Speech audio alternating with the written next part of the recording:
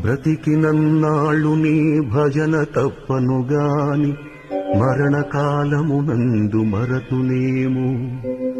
ఆ వేళ యమదూతలాగ్రహంబున వచ్చి ప్రాణముల్ పెకలించి పట్టునప్పుడు కఫవాత పైత్యముల్ కపగా భ్రమచేత కంపముద్భవమంది కష్టపడుచు నా జిహ్వతో నిన్ను నారాయణాయల్చు పిలుతును శ్రమచేత పిలువలేను. నాటికిప్పుడి భక్తి నీ నామ భజన తలచెదను చెవిని వినవయ్య ధైర్యముగను.